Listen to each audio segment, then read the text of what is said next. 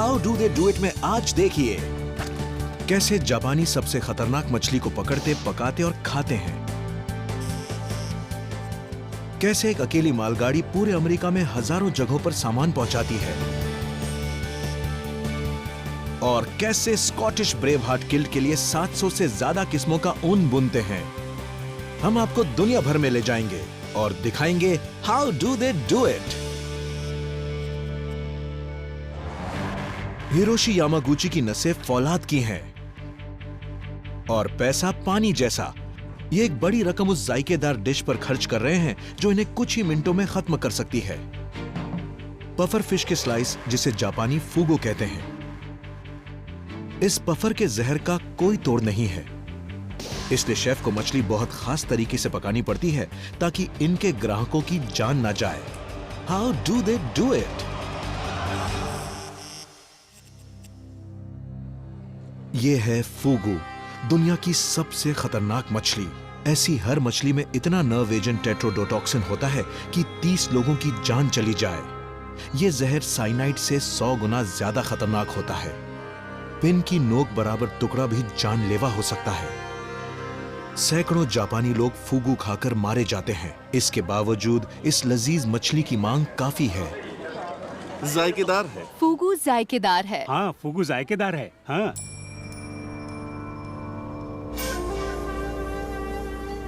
इस जानलेवा पफर को पकड़ना भी खतरनाक होता है। युकिहारा यामाकावा 20 सालों से इस खतरनाक मछली का शिकार कर रहे हैं। समुद्र तल पर रीफ और पत्थरों के बीच रहने वाली फूगू लगातार कम हो रही है। इन मछलियों को बोट के बाजू में जाल गिराकर नहीं पकड़ा जा सकता, इसलिए युकिहारा स्प्रैट मछली के चारे वाली बहुत सारी बड़ी बड़ी फिशिंग लाइन बिछा रहे हैं।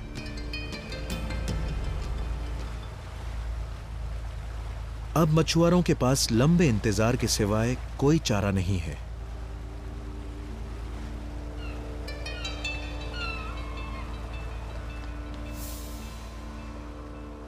दो घंटे बाद युकिहारा डोरियों को जांच रहे हैं। युकिहारा अक्सर खाली हाथ लौटते हैं। यही वजह है कि फूगू इतनी महंगी होती है। लेकिन आज इनकी किस्मत अच्छी है। इन्हें आज 6 फूगू मिली हैं। ये भले ही बहुत ज्यादा ना हो, पर ऐसी हर एक मछली 200 पाउंड में बिकती है। और युकिहारा का काम है दुनिया के एक सबसे खतरनाक जीव को संभालना। इस मछली के अंग जहरीले होते हैं, पर उसकी चमड़ी नहीं। ध्यान रखना चाहिए कि उसकी आंखें ना छुएं, क्योंकि उनमें जहर होता है। फूगू ना सिर्फ इंसानों को बल्कि एक दूसरे को भी मार डालती हैं, लेकिन इन्हें रोकना जरूरी है क्योंकि मास्टर फूगू शेफ इसे जिंदा पकाने पर जोर देते हैं। हमें इसके दांत काटने पड़ते हैं, क्योंकि जब हम फूगू को टैंक में एक साथ डालते हैं तो ये एक दूसरे को काटने लगती हैं। फूगू को एक दूसरे को मारने से रोकने के लिए मछुआरे डेंटिस्ट बन जाते हैं। युकिहारा बड़ी महारत के साथ दांत निकालते हैं। पकड़ी गई मछलियों को टंकियों में सही सलामत रख दिया गया है और मछुआरे घर रवाना हो गए हैं। बंदरगाह पर वापस आने के बाद अब वक्त है ये देखने का कि फूगू की क्या कीमत मिलेगी। युकिहारा मछलियों को शिमोनोसेकी के हाइडोमारी मार्केट लाते हैं। यहां जापान की फूगू की सबसे बड़ी नीलामी होती है। सुबह 5 बजे नीलामी शुरू होने की घंटी बजती है। सिर्फ आधे घंटे में लाखों डॉलर की फूगू बेची जा चुकी हैं। और अब हाफती हुई फूगू को फटाफट फिर से पानी में और फिर जापान के सबसे नामी फूगू रेस्तरां में भेजा जाएगा। हमारे फूगू रेस्तरां के पिछवाड़े में पफर फिश जमा हैं और अगले ग्राहक का इंतजार कर रही हैं। इस मछली को पकाना इतना खतरनाक है कि इसके लिए सरकारी लाइसेंस की जरूरत पड़ती है। देखिए, ये रहा फूगू पकाने का मेरा लाइसेंस। इस लाइसेंस को हासिल करने के लिए 5 साल तक मुझे रोजाना प्रैक्टिस करनी पड़ी थी। शुक्रिया, शुक्रिया। फूगू अभी भी जिंदा है और शेफ मिचियो किटागावा जितनी देर हो सके इसे जिंदा रखना चाहते हैं। कटती हुई फूगू को संभालना इतना खतरनाक होता है कि सबसे पहले शेफ इसे सुन्न करते हैं। इसके बाद मिच्यू इसके फिन, नाक और मुंह काटते हैं।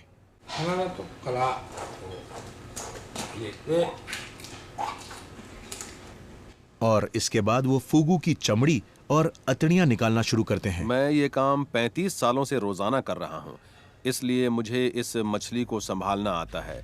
मैं सावधानी से इसका जहर निकालना भी जानता हूँ। हैरत की बात यह है कि मछली अभी तक जिंदा है। शेफ बहुत संभाल कर फूगू की आंखें निकाल लेते हैं। इसकी आंखें बहुत जहरीली होती हैं। हमें उन्हें निकालते वक्त बहुत सावधान रहना पड़ता है और हिफाजत से उन्हें फेंक देना पड़ता है। अगर मछली मिच्यू को काट लेती तो उनकी मौत पक्की थी। कुछ ही सेकंडों में उन्हें सांस लेने में परेशानी होती और उनका दिल ऐंठने लगता। जल्दी ही उनकी जान चली जाती। हालांकि जान तो फूगू की जाने वाली है, पर अभी तो वो जिंदा दिख रही है। ये सभी उसके भीतरी अंग हैं जो बहुत ही जहरीले होते हैं।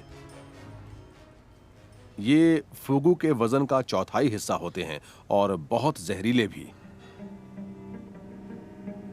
सिर्फ एक मछली पकाने में शेफ को 1 घंटे से भी ज्यादा वक्त लगता है। हमें इसे अच्छी तरह से धोकर खून भी बहा देना पड़ता है क्योंकि उसमें भी जहर होता है।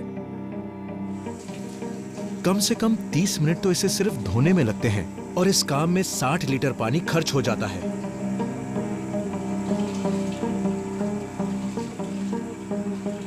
अगली दिक्कत है कचरा फेंकने की। जापान में रेस्तरां के कचरे के डिब्बों में से फूगू के कटे फटे हिस्सों की तलाश कर रहे कई बेघर लोग मारे जा चुके हैं। इसका उपाय है ये सभी जहरीले हिस्से हैं। हमें इन्हें एक खास डिब्बे में रखना पड़ता है, फिर उसमें ताला लगा दिया जाता है ताकि कोई इसे खोल ना सके। इसके खतरनाक हिस्सों को डिब्बे में रखकर ताला लगा दिया जाता है। एक आदमी जाकर इन्हें जला देता है। अब मिच्यू इस मछली के वेफर जैसे पतले स्लाइस काटते हैं। ये कच्ची मछली के दुनिया के सबसे महंगे हिस्सों में से एक हैं, जिन्हें खाते हुए आपको बहुत डर भी लगता है। लीजिए, काम हो गया। अब कच्ची फूगू परोस दी जाती है। अगर शेफ सशिमी पर जहर का 1 ग्राम का 1000वां हिस्सा भी छोड़ दें तो भी ग्राहक मारा जाएगा। यह अकेला ऐसा भोजन था जिसे जापान के राजा को नहीं दिया जाता था ताकि उनकी जान जोखिम में ना पड़े, पर हिरोशी यामागुची जोखिम उठाने के लिए तैयार हैं। स्वादिष्ट है। लगता है इस बार इनकी जान बच गई है। यह अमेरिका का सबसे भीड़ भरा यार्ड है। रोजाना करीब 8000 मालगाड़ियां इस भीम का यार्ड में आती हैं। यह पूरे अमेरिका की रेल से माल ढुलाई का करीब 10% है। सामान की ढुलाई के मामले में यह अमेरिका का धड़कता हुआ दिल है। लेकिन रोजाना करीब 5 लाख टन माल की छटनी और ढुलाई इंजीनियरिंग की एक जबरदस्त चुनौती है। तो how do they do it?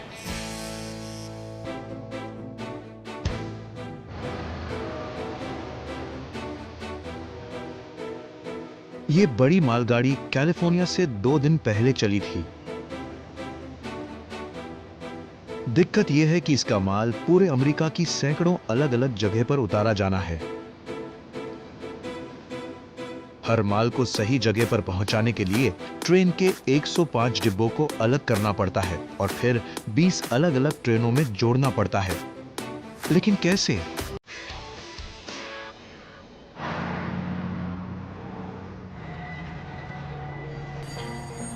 इसका उपाय है शिकागो के मुख्य हिस्से से 20 किलोमीटर दूर बना बेल्स रेलवे कंपनी का हम्प यार्ड, दुनिया का सबसे व्यस्त रेल यार्ड। हम कंडक्टर क्रिस वॉटलर 60 टन के इन डिब्बों की छटनी के लिए जिम्मेदार हैं। रोजाना हम औसतन 1000 डिब्बे संभालते हैं, वो भी 8 घंटे की शिफ्ट में। जब हमारी मालगाड़ी कैलिफोर्निया से यहां पहुंचती है तो इंजन को अलग कर दिया जाता है और डिब्बों को यहाँ रिसीविंग यार्ड में छोड़ दिया जाता है। ये छोटे हैं। करीब 15 का फैसला तो हो गया ना। अलग अलग डिब्बों को अलग अलग इंजनों से जोड़ना पड़ता है ताकि वो अमेरिका के अलग अलग हिस्सों में पहुंचाए जा सकें और ये काम तेजी से होना चाहिए। यार्ड के बीचों बीच 35 मीटर ऊंचा इंसान का बनाया टीला है जिसे हम्प कहते हैं, इसीलिए इसे हम्प यार्ड कहा जाता है। क्रिस डिब्बों को द मदर नामक एक बेहद ताकतवर इंजन के जरिए ऊपर ले आते हैं। ये नाम इसलिए क्योंकि ये दुनिया का एक सबसे ताकतवर रेल इंजन है और इसलिए भी क्योंकि ये डिब्बों को अपने बच्चों की तरह संभालकर यहाँ वहां पहुंचाता है। द मदर में लगा है 170 लीटर V16 डीजल इंजन जो 2240 किलोवाट ताकत पैदा करता है। यह विशालकाय इंजन एक और इंजन से अतिरिक्त ताकत भी लेता है। इस नीचे से पावर हाउस को स्लग कहते हैं। ये दोनों मिलकर 3000 हॉर्स पावर ताकत पैदा करते हैं। लेकिन अगर हम केबिन में झांकें तो पाएंगे कि इसे कोई काबू नहीं कर रहा है। मदर एक गोस्ट ट्रेन है।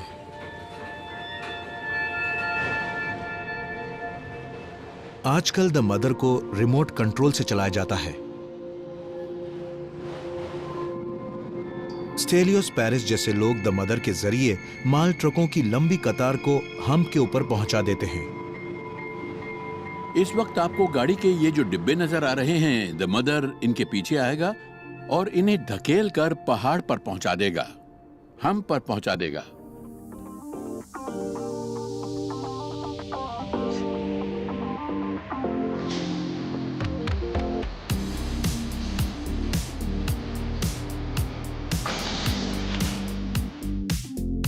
द मदर और स्लग संभलकर मालगाड़ी के कई हजार टन वजनी डिब्बों को धकेलते हैं और 35 मीटर ऊंचे टीले पर पहुंचा देते हैं।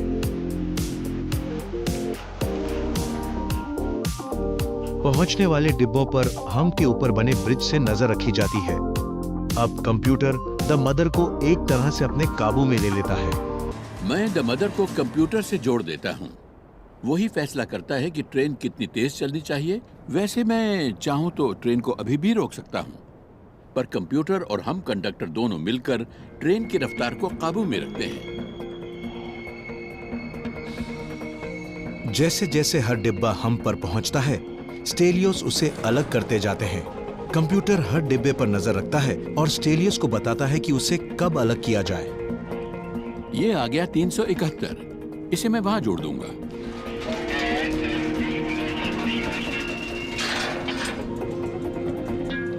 डिब्बों को छांटकर नई ट्रेनों में जोड़ने का पेचीदा काम अब पूरी तरह से ग्रेविटी के जरिए किया जाता है।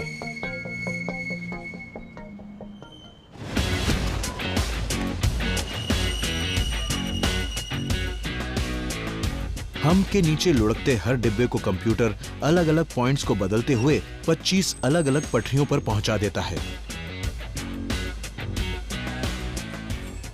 इसके बाद हर डिब्बा अलग अलग मालगाड़ी से जुड़ जाता है और अमेरिका के अलग अलग शहर की तरफ रवाना हो जाता है। दिक्कत यह है कि इन डिब्बों को नई कतार से ठीक 10 किलोमीटर प्रति घंटे की रफ्तार से मिलना पड़ता है।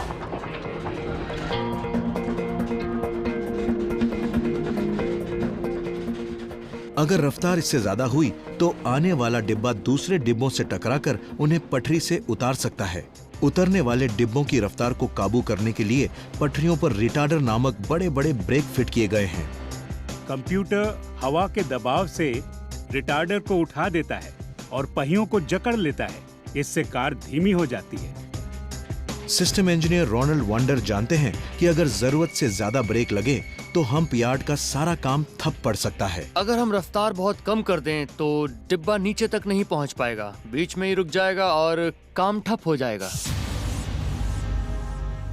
ये डिब्बा सिस्टम का इम्तिहान ले रहा है। ये तेजी से हम्प की तरफ आ रहा है। इसमें गर्म पिघला सल्फर भरा है और ये बहुत भारी भरकम है।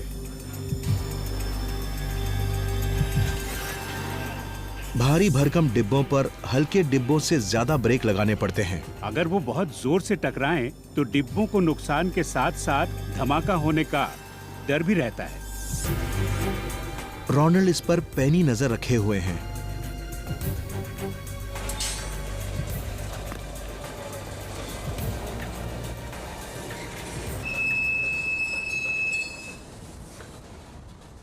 पहाड़ से नीचे लुढ़कते वक्त पटरियों पर लगे प्रेशर पैड उसे तौल लेते हैं। इस डिब्बे का वजन है 126 टन। ये वाकई बहुत भारी डिब्बा है। पिघले सल्फर से लदा ये भारी भरकम डिब्बा रफ्तार पकड़ रहा है। इसकी बढ़ती रफ्तार को रेडार से नापा जाता है। ये कुछ ज्यादा ही तेजी से जा रहा है। रोनाल्ड को रिटार्डर लगाने पड़ेंगे। उसकी रफ्तार लगभग 12 किलोमीटर प्रति घंटा थी। तभी हमने रिटार्डर शुरू कर दिए। रिटार्डर से गुजरने के बाद उसकी रफ्तार 8.8 रह गई। पिघले हुए सल्फर से लदा यह डिब्बा अलग अलग रिटार्डर से गुजरा है और इसे हमसे नीचे आधे किलोमीटर के सफर में 5 पॉइंट से गुजारा गया है।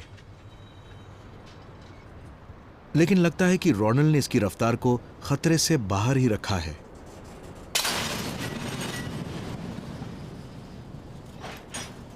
हमने तय कर दिया है कि डिब्बा करीब 8 किलोमीटर प्रति घंटे की रफ्तार से ही जाकर जुड़ेगा, चाहे पटरी कितनी भी लंबी हो। वो बहुत अच्छी तरह उतरा, मजा आ गया। डिब्बा हमसे नीचे 15वीं पटरी पर दूसरे डिब्बों से जुड़ गया है। इंजन जुड़ गया है और न्यू फिलाडेल्फिया जा रही ट्रेन बर्फबारी के बीच चल पड़ी है। सिर्फ 3 घंटों में कैलिफोर्निया से आए डिब्बों को पूरे अमेरिका में जाने वाली 30 नई ट्रेनों से जोड़ दिया है। यहां रोजाना अमेरिका पटरी पर बना रहता है।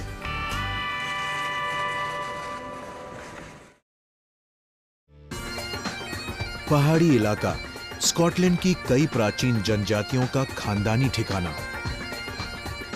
फुटबॉल टीम की अपनी पोशाक की तरह अलग अलग जातियों के लोग खास पोशाकें पहनते हैं, जैसे कि स्टुअर्ट, बुकैनन और ड्रमंड। दिक्कत यह है कि यहाँ 300 से ज्यादा जातियां हैं और सभी को अलग अलग पैटर्न और रंगों वाला टार्टन यानी कि चारखानेदार ऊनी कपड़ा चाहिए। इसलिए जब सैकड़ों तरह के टार्टन बुनने हों तो how do they do it? अगर आप स्कॉटलैंड में हैं और किसी पुरानी स्कॉटिश जाति से आपका दूर का रिश्ता है तो आप अपने लिए एक किल्ट जरूर खरीदना चाहेंगे। एक किल्ट को बनाने में 17.3 मीटर टार्टन या ऊनी कपड़ा लग जाता है और असलियत कायम रखने के लिए बुनावट और रंग बिल्कुल सटीक होना चाहिए। यह काम है माहिर बुनकरों का जो स्कॉटिश सरहद पर बनी लॉकैरन जैसी मिलों में काम करते हैं।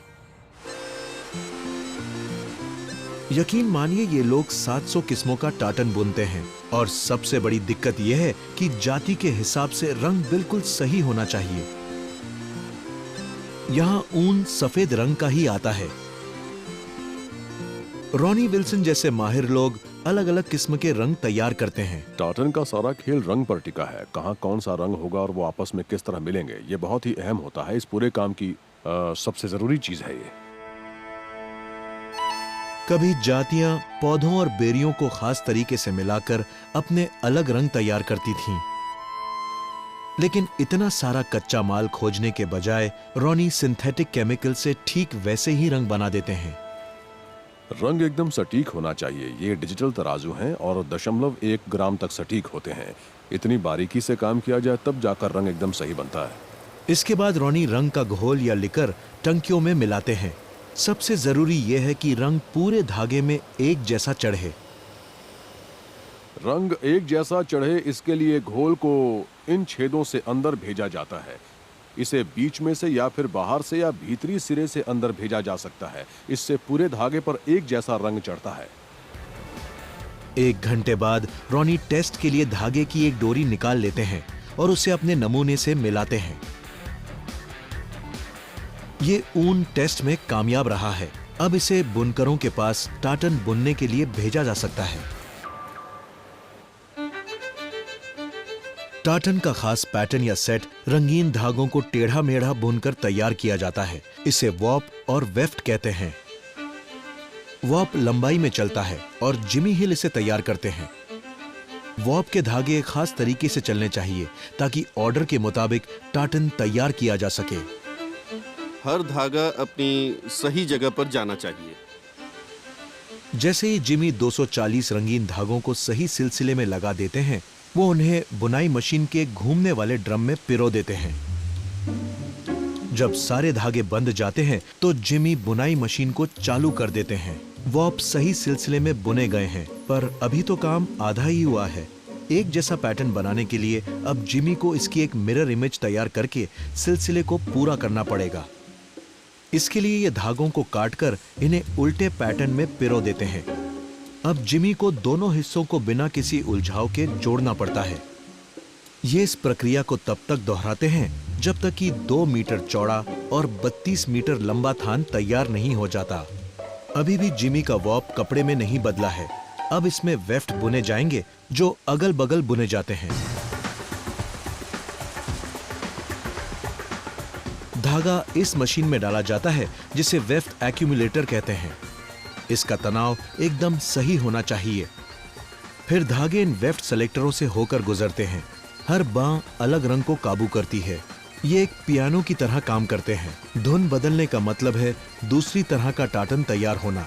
एक सेंट्रल कंप्यूटर इन्हें पैटर्न की जानकारी देता है। वेफ्ट के धागों की जगह बनाने के लिए ये शाफ्ट वॉप के धागों को अलग कर देती है। इस दौरान ये वॉप ड्रॉपर लगातार धागे पर नजर रखते हैं।